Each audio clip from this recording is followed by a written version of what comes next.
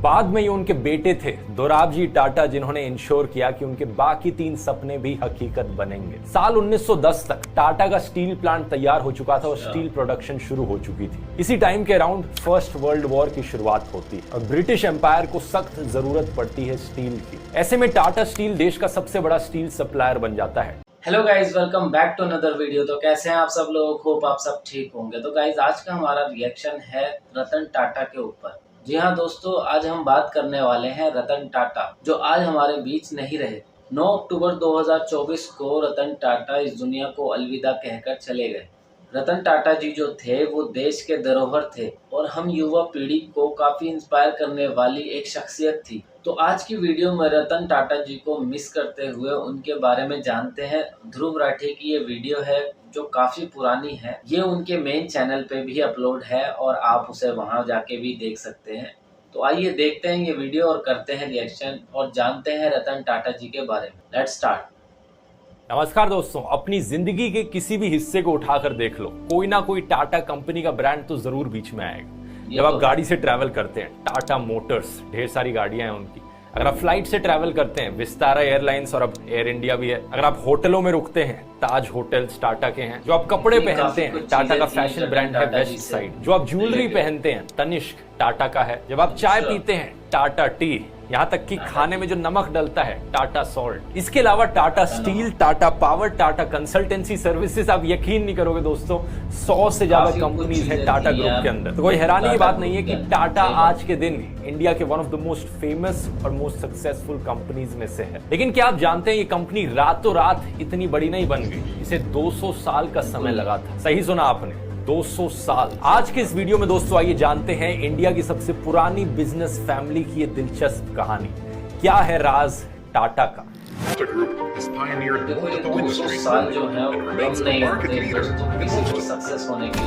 It was Tata who introduced a number of firsts. The first 8 RD, the first leave with pay. I would prefer to live with the knowledge I have of upholding the values that we have and that we've tried to uphold through these years, rather than say that I've grown 3 times the rate that we have.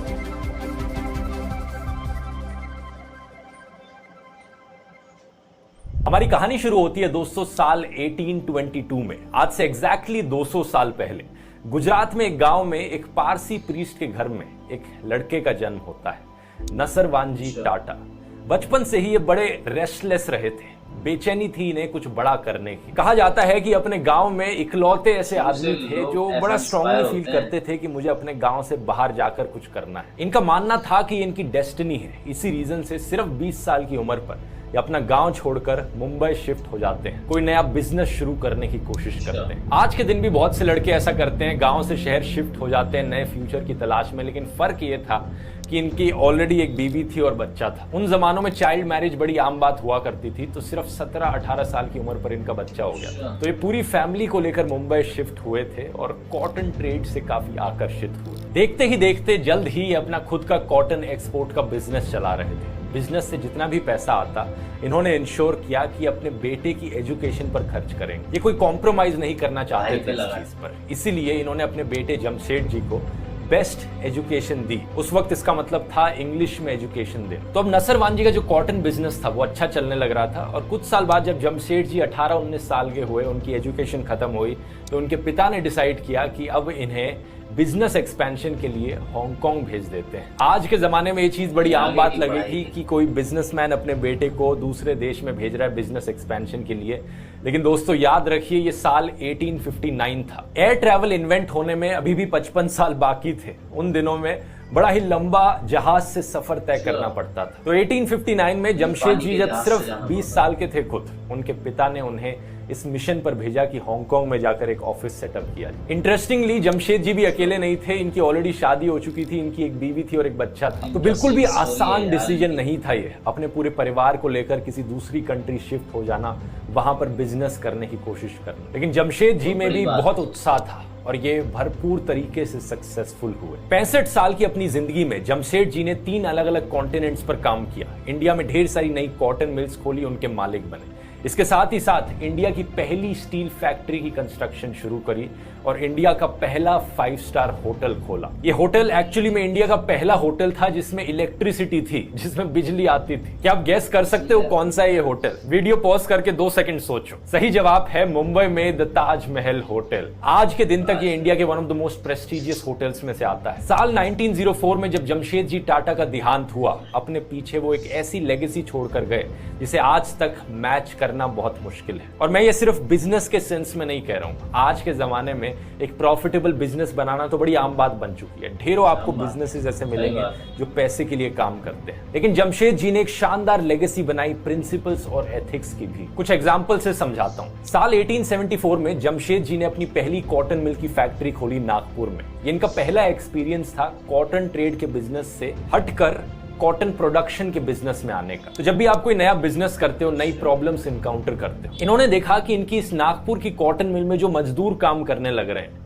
वो बड़े ही आलसी हैं। छोटे छोटे बहाने देकर वो absent हो जाते हैं, दिन में काम करने ही नहीं आएंगे। और कोई भी एक ऐसा दिन नहीं हुआ जहां पर 100% अटेंडेंस देखने को मिली हो सारे मजदूरों की, सारे वर्कर्स की जो इस मिल में काम कर रहे थे। अब आमतौर पर कोई बॉस क्या करता है ऐसी सिचुएशन में? अपने वर्कर्स को धमकाता, कहता कि टाइम पर आ जाओ नहीं तो फायर कर दूंगा तुम्हें, डराता, डांटने का काम करता। लेकिन इन्होंने इसका बिल्कुल उल्टा ही किया। इन्होंने देखा कि कोई तो रीजन होगा कि ये मजदूर इतने आलसी हो रखे हैं। अगर मुझे इन्हें और मोटिवेटेड बनाना है तो कोई लॉन्ग टर्म ह्यूमेन सोल्यूशन सोचना पड़ेगा। इन्होंने उनके लिए एक जनरल प्रोविडेंट फंड बनाया, ये इंश्योर करने के लिए कि रिटायरमेंट के बाद भी इन मजदूरों को पेंशन मिलती रहे। इसके अलावा इन्होंने एक इंश्योरेंस स्कीम स्टार्ट करी। अगर कोई भी एक्सीडेंट होता है किसी मजदूर के साथ तो उसकी मेडिकल कॉस्ट इस एक्सीडेंट की वजह से कवर करी जाएगी कंपनी के द्वारा। इतना ही नहीं, इसके अलावा इन्होंने फैमिली डेज रखे, स्पोर्ट्स डेज रखे, जिससे कि सारे मजदूर अपनी फैमिलीज को लेकर आए, एक दूसरे के साथ करीब हुए और उनमें एक कम्युनिटी की फीलिंग बने। ये सारी चीजें आपको सुनकर लगेगा कि आज तो बड़ी आम बात है ये, लेकिन याद रखिए कि किस जमाने में हो रही थी। बाकी दुनिया में 1800s के टाइम में वर्किंग कंडीशंस बहुत बुरी हुआ करती थी। इसकी बात मैंने डिटेल में करी थी कम्युनिज्म और कैपिटलिज्म वाले वीडियोस में। लिंक डिस्क्रिप्शन में डाल दूंगा ताकि आप बाद में जाकर देख सको। और कमाल की बात यहाँ पर यह थी कि ये खुद से खर्चा कर रहे थे इन सब चीजों का। अच्छा, फिर साल 1861 में क्या हुआ? अमेरिकन सिविल वॉर की शुरुआत हो गई। इनडायरेक्टली ये जमशेद जी के बिजनेस के लिए एक अच्छी खबर थी। होता क्या था, इंग्लैंड ज्यादातर अपने कॉटन रॉ मटेरियल्स को अमेरिका से इंपोर्ट किया करता था, लेकिन क्योंकि सिविल वॉर चलने लग रही थी, सप्लाई बंद हो चुकी थी। तो जमशेद जी ने इस मौके का पूरा फायदा उठाया और अपनी तरफ से कॉटन के रेट्स को डबल कर दिया, क्योंकि इंग्लैंड को इंडिया से ही कॉटन इंपोर्ट करना पड़ रहा था। इसी दौरान इन्होंने लंदन में जाकर अपना एक ऑफिस भी सेटअप किया और काम करने लग गए। 4 सालों तक इन्होंने भरपूर प्रॉफिट कमाया, लेकिन 4 सालों बाद अमेरिकन सिविल वॉर खत्म हो गई और अमेरिका से आने वाली सप्लाई वापस चालू हो गई। इसकी वजह से टाटा के बिजनेस पर बहुत असर पड़ा और वो लॉसेज में जाने लगे। इन्वेस्टर्स उनके पीछे भागने लगे कि हमें अपना रिटर्न दो, हमने जो पैसे इन्वेस्ट किए। जमशेद जी यहाँ पर डटे रहे। उन्होंने कहा वो मेक श्योर करेंगे कि सारे इन्वेस्टर्स को अपना रिटर्न मिले, बस थोड़ा टाइम मांगा उनसे। इन्वेस्टर्स ने उनकी ऑनेस्टी को देखा और उन्हें काम करते रहने दिया। लेकिन इन्वेस्टर्स ने कहा कि जमशेद जी को 20 पाउंड की मंथली सैलरी पर काम करना पड़ेगा, इवन दो वो कंपनी के मालिक है। बड़ी ही बेइज्जती वाली बात थी ये उनके लिए कि वो कंपनी के मालिक होते होते भी अपनी कंपनी में ही as a fix salary employ काम करने लग रहे, लेकिन फिर भी वो डटे रहे। ये दिखाता है कि जमशेद जी कितने डेडिकेटेड थे अपने बिजनेस को लेकर। और पता है क्या दोस्तों, उनके पिता भी ऐसे ही थे। नसरवान जी का कॉटन वाला बिजनेस जब अच्छा नहीं चल रहा था, इन्वेस्टर्स अपने पैसे वापस मांग रहे थे, तो उन्होंने अपना घर बेच दिया था इन्वेस्टर्स के पैसे वापस करने के लिए। और दोनों केसेस में ये डिसीजन सक्सेसफुल निकला। नसरवान जी और जमशेद जी दोनों ने अपने बिजनेस को बचा लिया और साथ में अपनी रेपुटेशन को भी। इससे हमें सीख मिलती है कि अगर आपके अंदर पैशन, डेडिकेशन और स्किल्स है तो आपके सक्सेसफुल होने के चांसेस कहीं ज्यादा बढ़ जाते हैं। तो जमशेद जी के कई सपने थे जो अपने जमाने के लिए रेवोल्यूशनरी थे। एक हाइड्रो इलेक्ट्रिक पावर प्लांट खोलना, इंडिया में एक world class education institution establish करना, एक स्टील प्लांट खोलना, एक ऐसा 5 स्टार होटल बनाना जहां पर किसी भी रंग के लोग जा सके। उन जमानों में रेसिज्म बहुत होता था। उनकी लाइफ टाइम में वो सिर्फ एक होटल खोल पाए, लेकिन उनके जो बाकी 3 ड्रीम प्रोजेक्ट्स थे, इन पर काम शुरू हो चुका था उनके देहांत से पहले। बाद में ये उनके बेटे थे दोराबजी टाटा जिन्होंने इंश्योर किया कि उनके बाकी 3 सपने भी हकीकत बनेंगे। साल 1910 तक टाटा का स्टील प्लांट तैयार हो चुका था और स्टील प्रोडक्शन शुरू हो चुकी थी। इसी टाइम के अराउंड फर्स्ट वर्ल्ड वॉर की शुरुआत होती है और ब्रिटिश एम्पायर को सख्त जरूरत पड़ती है स्टील की। ऐसे में टाटा स्टील देश का सबसे बड़ा स्टील सप्लायर बन जाता है। टाटा स्टील का इस्तेमाल किया जाता है ब्रिटिश टैंक्स को बनाने के लिए, हथियार बनाने के लिए, रेलवे ट्रैक्स को बिछाने के लिए। इनफैक्ट एक बड़ी फेमस स्टेटमेंट है यहाँ पर जो एक ब्रिटिश पॉलिटिशियन के द्वारा कही गई थी फर्स्ट वर्ल्ड वॉर में। उन्होंने कहा था Tata steel saved us, Tata steel ने हमें बचा लिया। उनकी स्टील की क्वालिटी इतनी अच्छी थी कि बम भी जब गिरते थे टैंक्स पर, वो इन टैंक्स को पेनिट्रेट नहीं कर पाते थे। और इसके बाद से टाटा स्टील नाम और भी ज्यादा पॉपुलर बन गया। वर्ल्ड वॉर 1 के खत्म होने के बाद ग्रेट ब्रिटेन में एक बड़ी स्ट्रॉन्ग रेपुटेशन बन चुकी थी टाटा स्टील की। और साल 1914 तक टाटा ग्रुप इतना बड़ा बन चुका था कि उसके अंदर 14 अलग अलग कंपनीज थी। लेकिन ये तो सिर्फ शुरुआत थी। दोराबजी टाटा ने कंपनी की एक्टिविटीज को संभाला साल 1938 तक, जिसके बाद उनके एक दूर के कजन जहांगीर रतन टाटा ने कंपनी को टेक ओवर कर ली। शॉर्ट में हम इन्हें JRD टाटा नाम से भी जानते हैं। एक और उत्साह से भरे नौजवान जिनके बहुत बड़े बड़े सपने थे। JRD टाटा एक्चुअली में ग्रो अप किए थे फ्रांस में और वहां पर ये एक पायलट भी थे। इनको बहुत पैशन था फ्लाइंग का। इसी रीजन से इन्होंने इंडिया की पहली एयरलाइन टाटा एयरलाइंस की स्थापना करी, जिसे बाद में जाकर रीनेम कर दिया गया as air India. Air India की कहानी अपने आप में बहुत लंबी है और दिलचस्प है। इसे मैंने डिटेल में समझाया है एयर इंडिया वाले वीडियो में, इसका भी लिंक नीचे डिस्क्रिप्शन में डाल दूंगा। अभी तक जो भी कहानी मैंने आपको बताई दोस्तों, ये इंडिपेंडेंस से पहले की है। साल 1947 में इंडिया को आजादी मिली। उन दिनों सोशलिज्म का जमाना था। हमारे फ्रीडम फाइटर्स जैसे कि गांधी जी, भगत सिंह, स्वामी विवेकानंद सब सोशलिस्ट प्रिंसिपल्स में विश्वास रखते थे। तो जाहिर सी बात थी जब देश को आजादी मिली, जवाहरलाल नेहरू की इकोनॉमिक पॉलिसीज भी काफी सोशलिस्ट थी। उन्होंने फैसला लिया कि देश में जितने भी बड़े बड़े बिजनेसेस और इंस्टीट्यूशंस हैं उन्हें नेशनलाइज किया जाएगा, सरकार उन्हें हैंडल करेगी। ये एक ऐसा डिसीजन था जो उस जमाने के लिए पॉजिटिव सेंस में ही देखा जाता है। इसकी सोशलिज्म वाले वीडियो में मैंने बात करी थी। लेकिन टाटास के लिए ये एक बुरी खबर थी। सरकार ने टाटा एयरलाइंस को भी नेशनलाइज कर लिया। JRD टाटा का दिल टूट गया इस फैसले से, लेकिन शुरुआत से ही टाटास का मानना था कि बिजनेस सिर्फ प्रॉफिट के लिए नहीं होता बल्कि नेशन बिल्डिंग के लिए भी होता है। नेहरू सरकार ने नेशनलाइजेशन के बाद JRD टाटा को ऑफर भी किया कि वो आकर एयर इंडिया को लीड कर ले और JRD टाटा ने खुशी खुशी इस ऑफर को एक्सेप्ट कर ली। यही रीजन है कि 1970-80s में एयर इंडिया को दुनिया की one of the most prestigious airlines माना जाता था। इसके अलावा JRD ने और सेक्टर्स में बिजनेस को एक्सपैंड करना शुरू किया। 1945 में टाटा मोटर्स का सबसे पहला प्रोडक्ट बनाया गया, पटरियों पर चलने वाले लोकोमोटिव इंजन्स। 1968 में इन्होंने टाटा कंसल्टेंसी सर्विसेज यानी TCS की स्थापना करी, जो electronic data processing services provide करती है। आज के दिन TCS देश का सेकंड लार्जेस्ट एम्प्लॉयर है इंडियन रेलवेज के बाद। इसके अलावा cancer research and treatment centre, salt का business, electronics manufacturing. JRD Tata 52 years के लिए चेयरमैन रहे थे टाटा के, और इस टाइम के बीच टाटा ग्रुप के अंडर अब 95 कंपनीज हो चुकी थी। साल 1969 में सरकार ने monopolies and restrictive trade practices act पास किया और इसका सबसे ज्यादा असर टाटा ग्रुप पर ही पड़ा। सरकार का बेसिकली पर्पस था कि कोई भी कंपनी इतनी बड़ी ना बने कि हर चीज में उसकी मोनोपोली हो जाए। ऐसे रूल्स पास होने के बावजूद भी JRD टाटा के अंदर टाटा ग्रुप और बड़ा बनता गया। कैसे? इन्होंने क्या किया कि जैसे जैसे नंबर ऑफ सब्सिडरीज बढ़ती जा रही थी टाटा ग्रुप के अंडर, ये टाटा सन्स की ओनरशिप कम करते जा रहे थे उनसे। ऐसा करने से ये नई कंपनीज मोनोपोलीज नहीं बन रही थी। लेकिन over the course of many years ये अप्रोच एक्चुअली में बुरा साबित हुआ बिजनेस के लिए। जब और लोगों ने बिजनेसेस को हैंडल करना शुरू किया टाटा के, तो हमेशा वो सक्सेसफुल नहीं हो पाए। फॉर एग्जाम्पल, इनका electronics business Nelco radios manufacture करता था। 1971 में नेल्को का जो मार्केट शेयर था वो सिर्फ 2% पर आके गिर चुका था, जबकि एक समय 20% हुआ करता था। अब अगर स्पेसिफिकली नेल्को की ही बात करें तो जमशेदजी टाटा के एक ग्रैंड सन थे, पोते थे, जिन्हें बुलाया गया नेल्को को वापस ट्रैक पर लाने के लिए, और ये इंसान और कोई नहीं बल्कि रतन टाटा थे। वैसे तो ये साल 1962 से ही फैमिली बिजनेस पर काम करने लग रहे थे, लेकिन साल 1971 में इन्हें नेल्को की असाइनमेंट दी गई। रतन टाटा ने कहा, रेडियो की मैन्युफैक्चरिंग करना बंद करते हैं, अगर हमें नेल्को को रिवाइव करना है तो नई टेक्नोलॉजीज में इन्वेस्ट करते हैं। जैसे कि सैटेलाइट कम्युनिकेशंस। और 3 साल के अंदर अंदर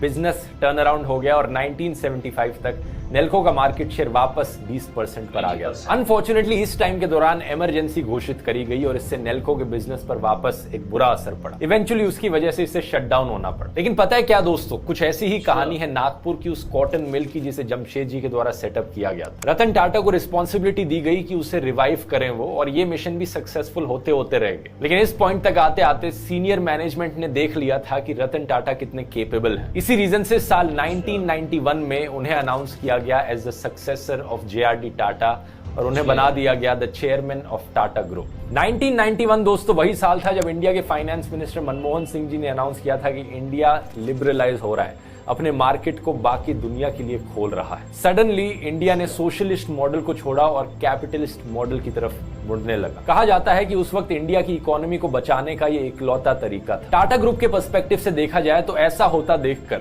रतन टाटा ने बिल्कुल उल्टा किया उसका जो JRD टाटा ने किया था। इन्होंने टाटा सन्स की ओनरशिप को बढ़ाना शुरू कर दिया सारी टाटा ग्रुप की सब्सिडरीज में। ऐसा इसलिए किया गया ताकि कोई भी इंटरनेशनल कंपनी अब आकर टाटा ग्रुप की कंपनीज को ना खरीद पाए। और ये डिसीजन भी इतना सक्सेसफुल निकला कि ना सिर्फ टाटा ग्रुप बचा रहा इस पीरियड में, बल्कि टाटा ग्रुप ने फॉरेन कंपनीज को एक्वायर करना शुरू कर दिया। इंग्लैंड में एक टेटली टी कंपनी होती थी, $12 बिलियन में टाटा ग्रुप ने उसे खरीदा।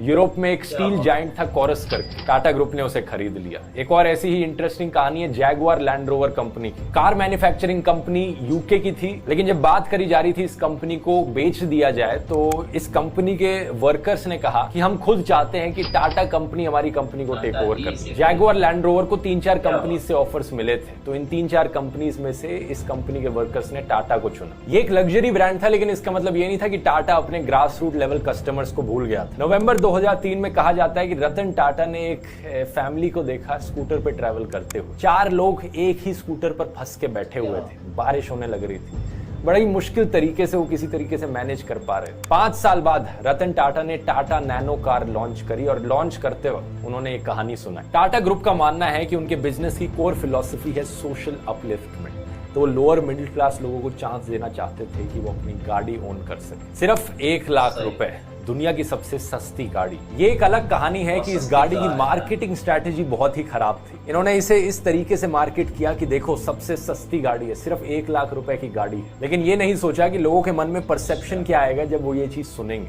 कौन इस गाड़ी को खरीदना चाहेगा? अगर कोई इस गाड़ी को खरीदेगा तो आसपास के पड़ोसी लोग क्या बोलेंगे कि ये देखो ये तो कितने चीप लोग हैं जो सबसे सस्ती गाड़ी खरीद रहे हैं। एक बहुत बड़ा मार्केटिंग फ्लॉ था यहाँ पर, लेकिन टाटा का फोकस ब्रांडिंग स्ट्रेटेजीज में कभी इतना रहा नहीं। ये चीज आप इस फैक्ट में भी देख सकते हैं कि कई ऐसे इंस्टीट्यूशंस और बिजनेसेस खोले टाटा ने जो टाटा ने अपने नाम पर नहीं रखे, जैसे कि इंडियन इंस्टीट्यूट ऑफ साइंस, और जो नागपुर में कॉटन मिल की मैं बात कर रहा था वो एम्प्रेस मिल था उसका नाम, और ये नाम रखा गया था क्वीन विक्टोरिया के कोरोनेशन को कमेमोरेट करने के लिए। ताज होटल जो ब्रांड है इसमें भी टाटा का नाम कहीं पर नहीं आता है। और जमशेदपुर जो शहर है जो जमशेद जी टाटा के नाम पर रखा गया है, वो एक्चुअली में टाटा ने खुद से नहीं रखा था, बल्कि जो ब्रिटिश वाइसरॉय ऑफ इंडिया थे उस वक्त के, उन्होंने ये नाम रखा था। तो देखा गाइस किस तरह से टाटा फैमिली जो थी वो कई सालों से हमारे साथ जुड़ी हुई है। आज़ादी से पहले से ये फैमिली जो है वो हमारी इंडिया में जुड़ी हुई है, और इस 9 अक्टूबर 2024 तक रतन टाटा जी हमारे साथ जुड़े रहे थे